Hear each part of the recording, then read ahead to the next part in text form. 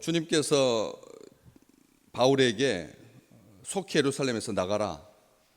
그들이 네가 나에 대해서 증언하는 말을 듣지 아니할 거다.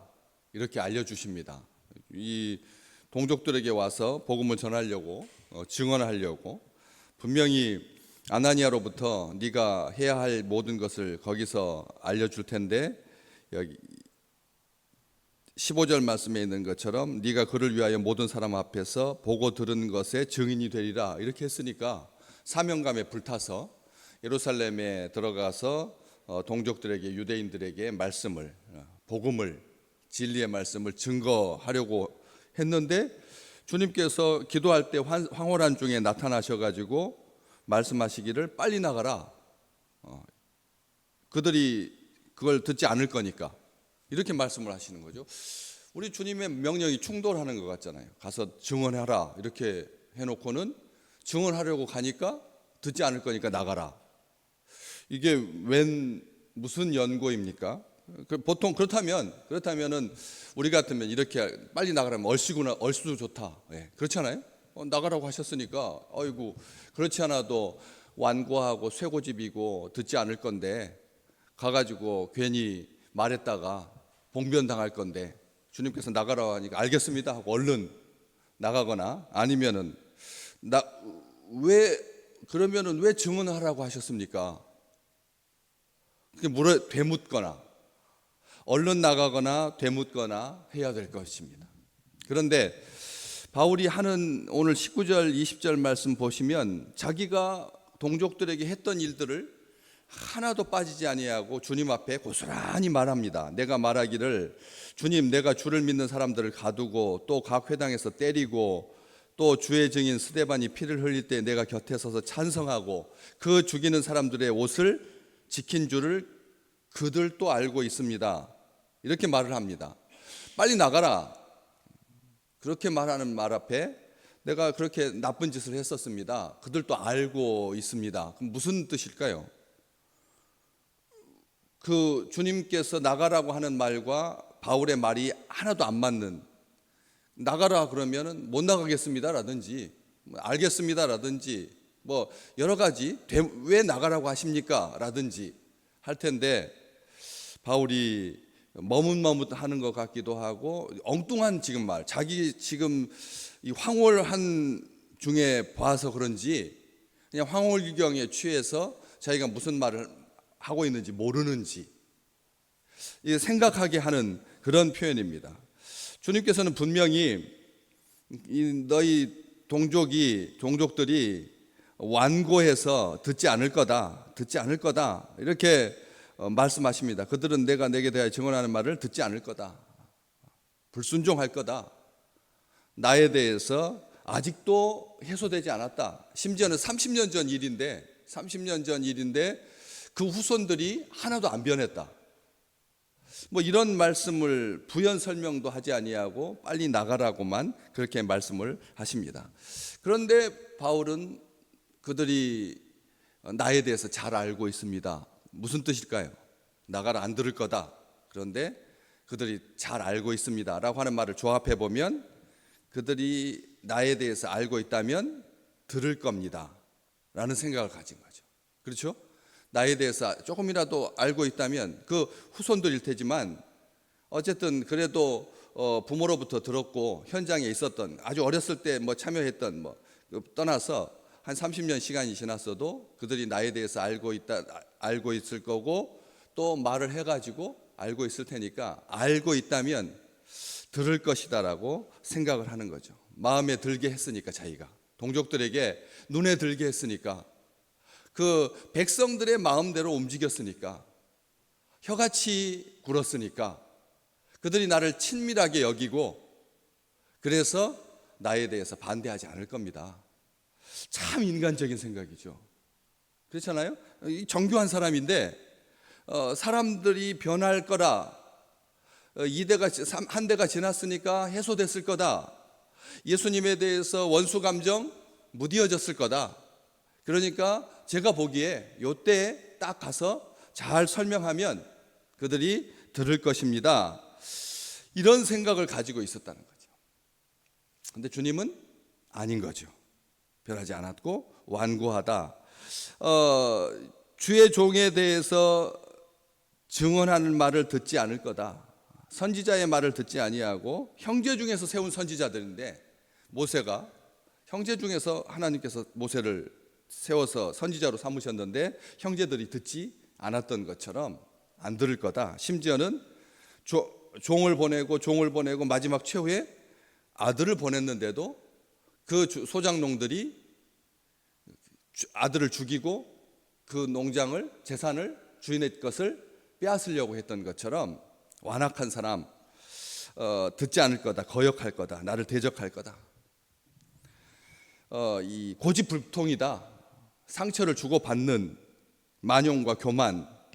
그래서 하나님의 뜻을 거스르고 그리고 백성 가운데서 멸망하게 될 것이다. 사도행전 3장 23절에 완악하여서 그렇게 고집을 부리면 결국은 자기만 손해다. 이런 것들을 바울도 알고 있음에도 불구하고 주님의 말을 앞에 자기가 설명을 잘하면 들을 것입니다. 그런데 그 완고함이 진짜로 들을 수 있게 되느냐는 거예요. 바로 다음 절 한번 볼까요? 23절 22절 뭐 어떻게 되어 있나요? 소리를 듣다가 소리를 지르고 이러한 자는 세상에서 없애버리자 살려둘 자가 아니다. 떠들며 옷을 벗어 던지고 티끌을 공중에 어떻습니까? 그 전의 조상들보다 더 아주 악해져서 완악해져서 바울에 대해서 하나도 듣지 않는다. 어쩌면 이렇게 귀가 막혀 있는지 기막힌 일일 거예요. 기가 막힌 일을 자행한다라고 하는 거죠. 이사야서 48장 4절 말씀에 보면 이스라엘 백성들이 듣지 않는 것을 우리 선지자를 통해서 주님께서 뭐라고 말씀하시냐면 완고하며 너의 목은 쇠의 힘줄이요 내 이마는 노시다 이렇게 표현합니다. 목은 쇠 힘줄이고 그리고 이마는 노수로 되어 있다. 고집 뻔뻔하다라고. 뻔뻔하다는 거예요. 얼마나 안 들으면 이런 말을 했을까요? 쇠임줄에다가 쇠임줄 같이 고집이 세다. 우리가 지금 쓰잖아요. 고집 세다라고 하는 말을 쓸 때 그렇게 이 말이 여기 성경에 기록되어 있는 말입니다. 우리나라 사람들이 만들어낸 말이 아니라 고집 세다라고 하는 말을 쇠임줄 같다. 노 이마 같다. 뻔뻔하고 철면피다. 듣지 않는다. 완악하다. 사무엘상 15장 23절에 보면 그 완고함에 대해서 아주 더 종교적으로 주님께서 그냥 단순하게 자기 고집불통이 아니라 듣지 않는 자는 어떤 자이냐면 완고한 것은 사신 우상에게 사악한 신 우상에게 절하는 죄와 같다. 사무엘은 그렇게 말합니다. 완고하는 것이 뭐라고요? 사악한 우상에게 절하는 것이다. 여러분 이게 얼마나 큰 범죄인지 아시겠죠? 우리가 생각할 때 완고함이라면 자존심이 있는 거고 그렇잖아요. 노년에 나이 들어서 그 정도야 뭐 사람들이 그렇게 생각하거든요. 그런데 여기 있던 사람들은 나이든 젊은 그것을 떠나서 그게 완고함이 나이 들어서 생기는 게 아니라는 거죠. 젊은 사람도 어린 사람도 그 완고함이 있습니다. 요즘 이렇게 어린 아이들을 이렇게 보시면 어떠세요? 어린 아이들 보면 부드럽고 온유하고 겸손하고 천국에 들어갈 만한가요? 어떠십니까? 자녀를 키우시는데 보시면서 어떤 느낌이 드세요? 우리 주님께서 그런 아이들과 같지 아니하면 천국에 들어갈 수 없다라고 말했을 것 같습니까? 어린아이에 그런 진짜 실제 어린아이에 대해서 우리가 보고 계시는데 그 어린 아이들의 어때요? 어른 못지 않잖아요. 그 고집이 얼마나 센지 모릅니다. 완고한 그 고집이. 그런데 성경은 말하거든요. 그 완고한 것은 사신 우상에게 절하는 죄와 같다고. 이사야서 사무엘상 15장 23절 말씀. 성경은 그렇게 분명히 기록합니다. 그래서 그걸 안다면 바울이 그들이 들을 겁니다. 나에 대해서 잘 알고 있으니까. 이 말은 또 주님에 대한 또 고백이기도 합니다. 제가 과거에 그렇게 못되게 굴었었는데 어떻게 동족이 듣지 않을 거라고 해서 도망갈 수가 있겠습니까? 얼른 빠져나갈 수가 있겠습니까? 어떤 느낌이 드세요?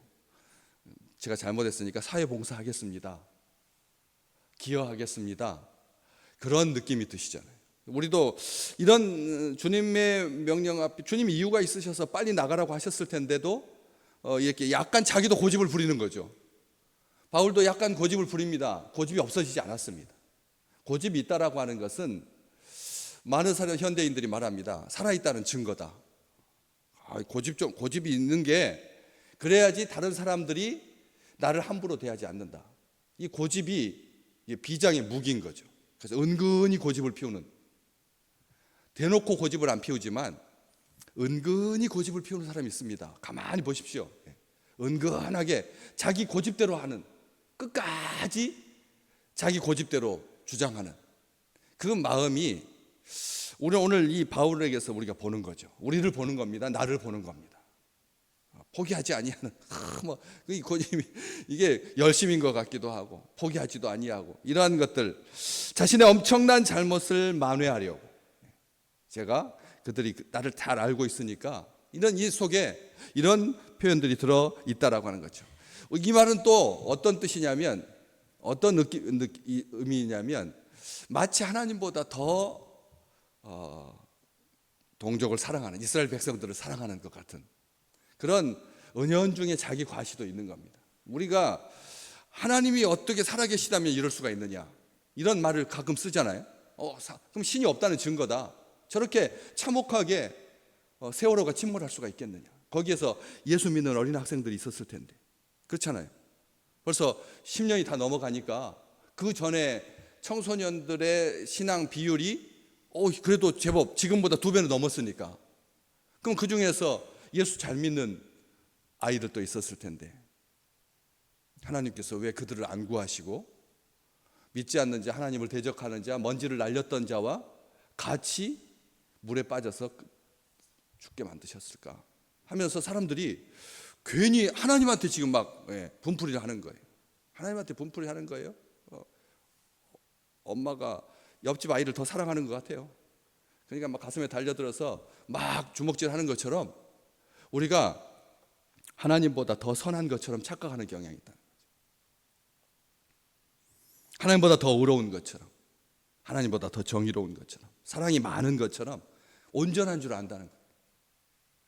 어떻게 주님, 내 동족들이 지금 2대째인데 변화됐을 텐데 왜 여기서 우리 동족들한테 전하라고 하지 아니하시고 자꾸 저를 빼려고 하십니까? 좀 생각 좀 해보십시오. 우리가 얼마나 의로운지요, 얼마나 우리가 죄악스러운지.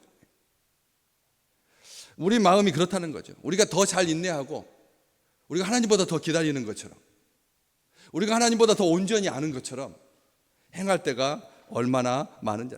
우리가 더 미쁩니다. 우리가 더 하나님보다 의롭습니다. 우리가 하나님보다 더 선합니다. 그들은 나에 대해서 잘 압니다. 그러니 그들이 반면 교사 삼아서 그래서 능히 돌이킬 것입니다.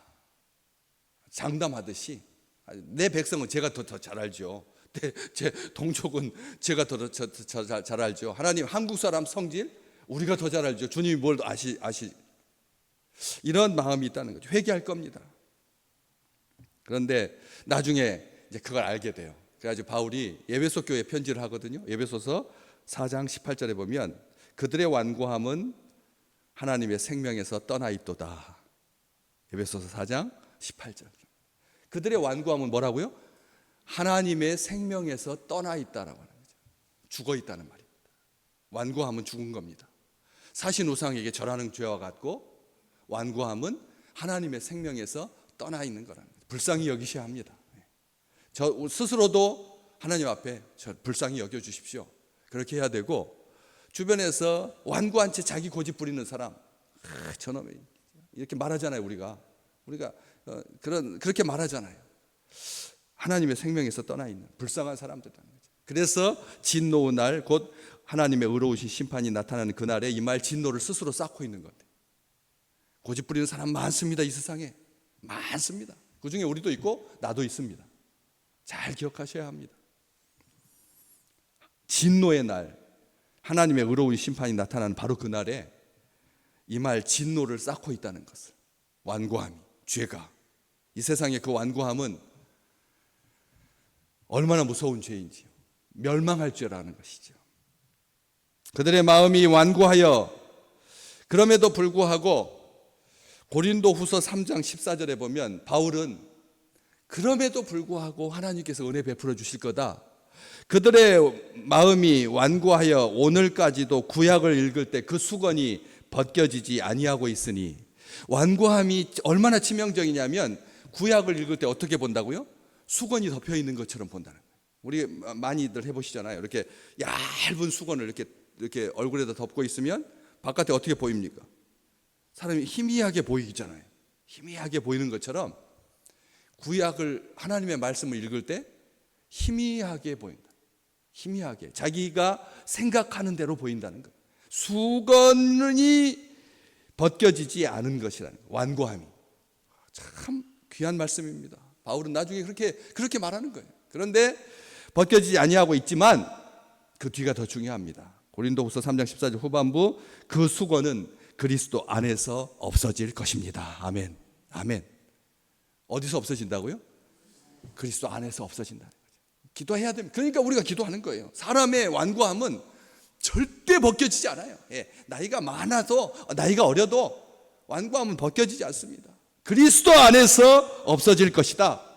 바울은 분명하고 당당하게 말합니다. 오늘 우리가 그걸 기도할 것입니다. 우리가 기도합니다. 히브리서 3장 7절과 8절, 오늘 너희가 그의 음성을 듣거든 광야에서 시험하던 날에 거역하던 것과 같이, 완고하던 것 같이, 고집부리던 것 같이, 불평하고 원망하던 것 같이 너희의 마음을 완고하게 하지 마라. 히브리서 성경 기자가 그렇게 말하고 있는 것처럼 광야의 때 그렇게 하나님을 거역하고 그렇게 하나님을 시험하고 완고하게 하지 마라. 하나님께서 오늘 우리부터 부드러운 마음을 주시기를 소망합니다. 우리 완고한, 이게 딱딱하게 굳어진, 완고한 딱딱하게 굳어진. 그래서 처음에 길을 잘못 들여놓으면 계속 불편해집니다. 저는 새 신발 선물 받잖아요. 선물 받으면 왼발은 잘 들어가요. 뭐 어떻게 묶든 똑같이 묶거든요. 줄을 잘 해가지고 묶는데, 오른쪽 신발도 똑같이 했는데도 오른쪽 신발이 안 들어가요. 제 발이, 오른쪽 발이 좀 큰가 봐요. 모르겠어. 어쨌든 275인데 왼발은 싹 들어가는데 오른발은 잘 안 들어가서 하다 보니까 뒷굽이 어떻게 돼요? 이게 굽혀져 가지고 그렇게 들어가요. 그렇게 된 구두는 신발 버릴 때까지 계속 오른쪽 발이 안 들어가는 거예요.